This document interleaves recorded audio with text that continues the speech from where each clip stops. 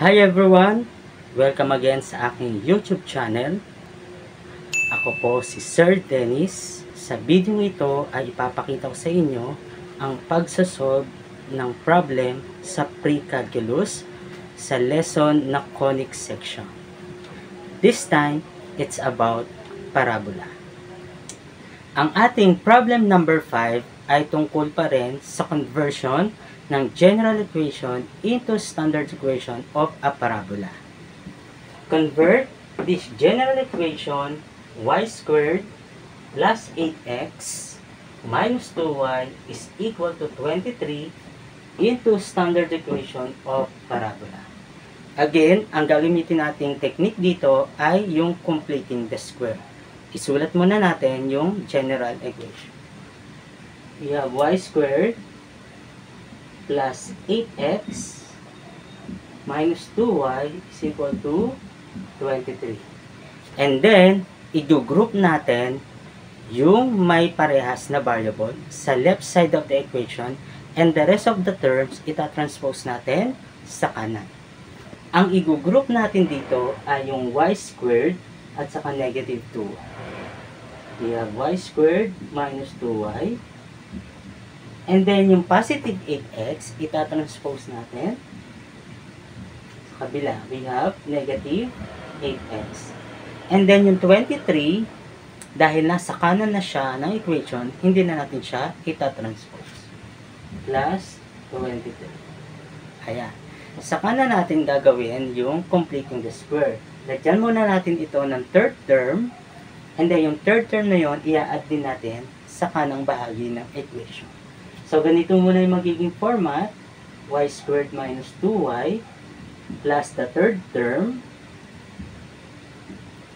And then, negative 8x plus 23 plus the third term na nanggaling dito. Ayan. Again, ang pagkuha natin ng third term ay manggagaling dito sa middle term. We have negative 2. I-divide muna natin sa 2. The answer is negative 1. At pag in-squared natin, siya ay magiging positive 1. Therefore, itong third term na to ay positive 1. Dahil nagdagdag tayo dito ng positive 1, maglalagay din tayo ng positive 1 dito.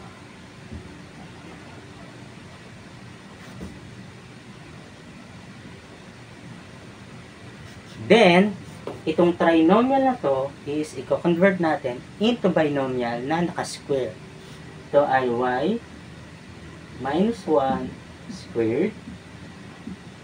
At ito, i-simplify muna natin yung constant. We have negative 8x plus 24. And then, yung part na to is ipa-factor natin yung negative 8. Para magkaroon tayo ng group na x minus h. We have y minus 1 squared is equal to negative 8. Then, the quantity of x, kasi negative 8x divided by negative 8 is x. And then, 24 divided by negative 8, the answer is negative 3. Ito na ngayon yung ating standard equation na equivalent ng ating given na general equation. We have y minus 1 squared is equal to negative 8 times the quantity of x minus 3.